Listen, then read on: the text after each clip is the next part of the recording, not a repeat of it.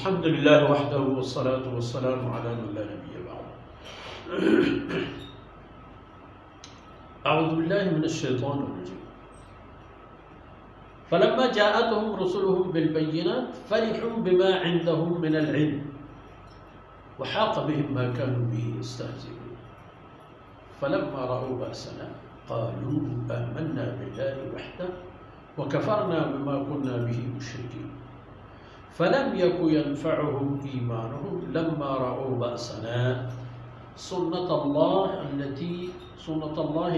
قد خلت في عباده وخسر هنالك الكافرون. سبحانك لا علم لنا إلا ما علمتنا إنك أنت العليم الحكيم. رب اشرح لي صدري ويسر لي أمري واحلل عقدة من لساني يفقهوا قولي واجعل لي وزيرا من أهلي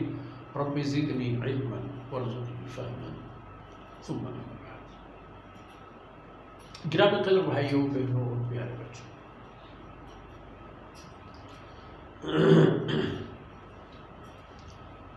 آپ نے دیکھا کہ اللہ رب العزت کے یہ ارشاد گرامی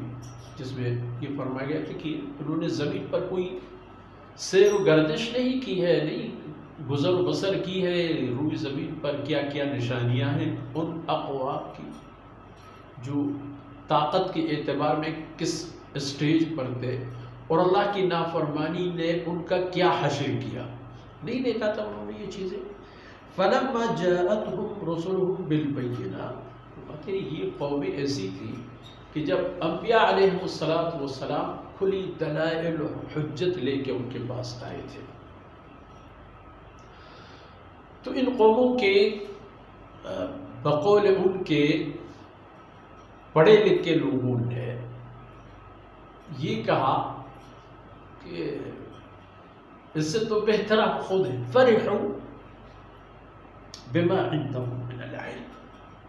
ان کے پاس جو معلومات تھی ان کے اپنی ذات سے متعلق، مثلا یونانیوں کے پاس ریاضی، طبعیات، یہ چھوٹی موٹی اسی طرح کے سحر، ہندوستانیوں کے پاس بھی اسی طرح خیالات، تخیلات، ان کو ان لوگوں نے کہا کہ تو ہمارے لیے یہی کافی ہے. اب مزہ دیکھ لیں کہ جن چیزوں کا انہوں نے یہاں انتخاب کیا تھا اور ان کو بہتر قرار دے رہے تھے، ان کا انجام کیا ہوا آیہ شریفہ کے آخر میں مشاہدہ ہو جائے گا. وہ وحی الہی کو لینے کے بجائے، چاہے وہ ارسطو تھا یا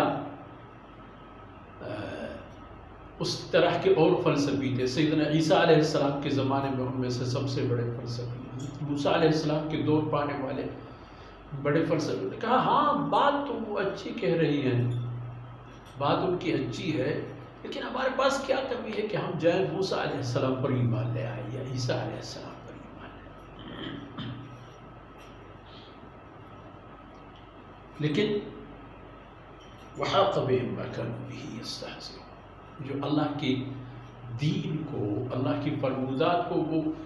حقیر لیا کرتے تھے، ان پر مذاق اڑاتے تھے، یہ ان پر بھاری پڑ گئی. اللہ کی فرمودات پر مذاق کسنا ان پر بھاری پڑ گئی. حاق بهم ما كانوا، ان کے سروں پر آگ کر گر گئے اور وہ اس کے نیچے دب گئے. تو فلما رأوا بأسنا قالوا آمنا بالله وحده، جب اللہ کے عذاب کو انہوں نے آتے دیکھا، چیخ چلا کر کہنے لگے کہ آمنا باللہ وحدہ،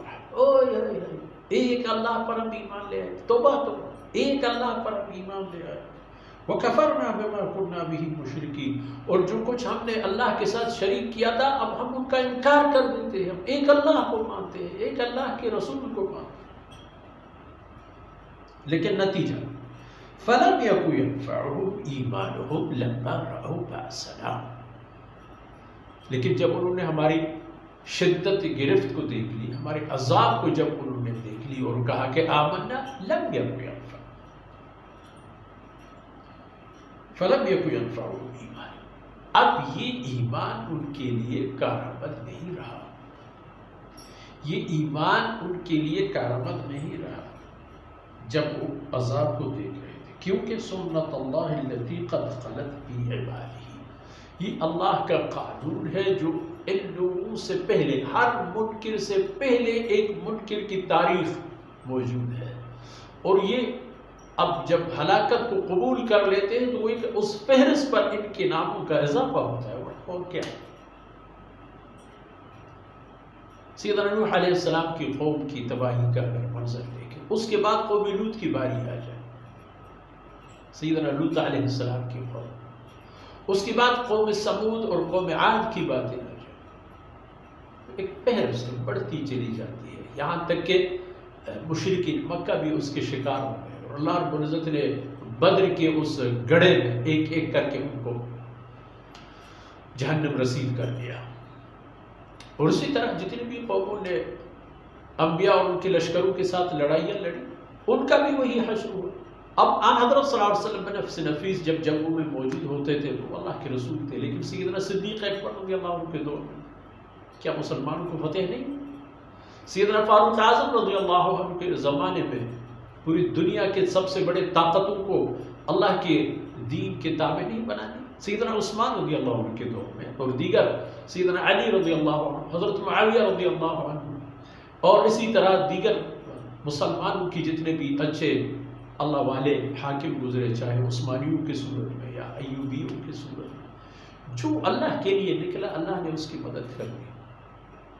یہاں تک کہ مرہٹوں کے مقابلے میں اللہ رب العزت نے نصیر خان نوری اور احمد شاہ ابدالی کو فتح نہیں دی۔ یہ سب باتیں دلیل ہے کہ اللہ کا فیصلہ اٹل ہے، وحاق بہم ما کانوا بہ یستہزئون۔ یہ اللہ کا قانون ہے کہ جو اس سے پہلے اللہ کے بندوں میں رواج ہے، وَخَسِرَ هُنَالِكَ الْكَافِرُونَ، فرمایا کہ اس موقع پر اور ایسے مواقع پر کافر خسارے میں پڑ گئے۔ کیوں؟ اس طرح خسارے میں پڑ گئے کہ جو کچھ ان کے پاس تھا وہ تو ختم ہو گئی، ان کے پاس اختیار تھا، اقتدار تھا، دولت تھی، عزت تھی، شہرت تھی، وہ ختم۔ اور دوسرا خسارہ ان کے لیے یہ ہے کہ آخرت میں ان کے لیے اللہ کے عذاب کے علاوہ کوئی چیز نہیں، آخرت کی تباہیاں ان کے مقدر اور آخرت کی نعمتوں سے یہ ہمیشہ کے لیے محروم۔ تو کیا بہتر نہیں ہے کہ انبیاء علیہ السلام کے راستے اور ان کے ہدف اور مشن کو لے کر بنی نوع انسان اپنا بھلا اسی میں ڈھونڈے اور اسی کے مطابق زندگی گزارے، اور اسی میں ہر ایک اپنے حسب استطاعت صلاحیتوں کو استعمال کرے اور اللہ کے رحمتوں کا حقدار بنے۔ اور اس کے ساتھ ہی آج کی باتیں اختتام پذیر ہوتی ہیں، اور یہ سورہ مبارکہ بھی مکمل ہوگی۔